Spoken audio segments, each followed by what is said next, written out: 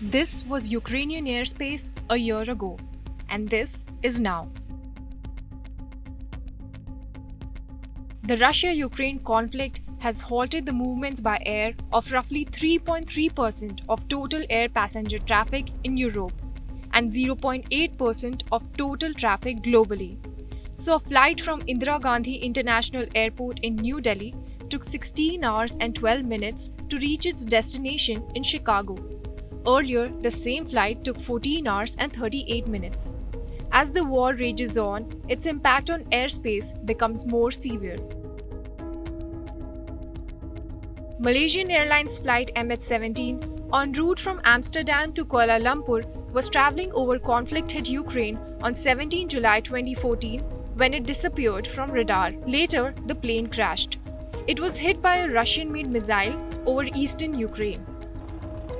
Are you saying this was not a Russian missile? Повторяю, там несколько версий, в том числе и версия ракеты украинской армии, самолета и так далее. Но, повторяю, нет ничего, что внушало бы нам доверие в качестве окончательных выводов, и не будет такого без нашего полноценного участия в расследовании. The crash investigation gave an opportunity to look at the extent to which airspace restrictions are imposed over conflict zones.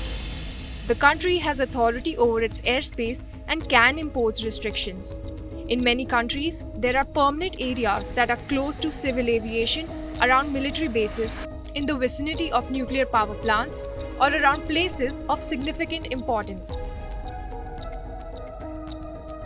President Biden said that the US will bar Russian-owned and Russian-operated flights from entering American space. His aim was to isolate Russia and add an additional squeeze on their economy. Since the international sanctions, about 78 Russian planes have been confiscated. The sanctions have also cut off supplies of parts and airplane services to Russia, worsening the situation for airlines. Putin retaliated against the sanctions in a unique style. Aircrafts are not owned by countries.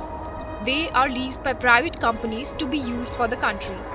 Of all 980 passenger jets operated by Russian airlines, 515 jets are rented from companies outside of Russia. These planes alone have an estimated market value of around $10 billion. Putin signed a new law that allows its airlines to simply keep the rented planes.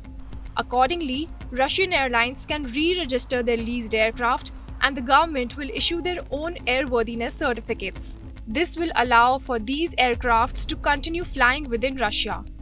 This may have resulted in Russia committing the largest theft of aircraft in history. One thing is for certain, the airspace after Russia-Ukraine war is no longer the same. Some flights will be cancelled while others will be rerouted. The revised routes use more fuel, more crew time, and in some cases may have to carry fewer passengers or freight because of the extra distance. For more informative videos like this, keep watching India Today Newsmo.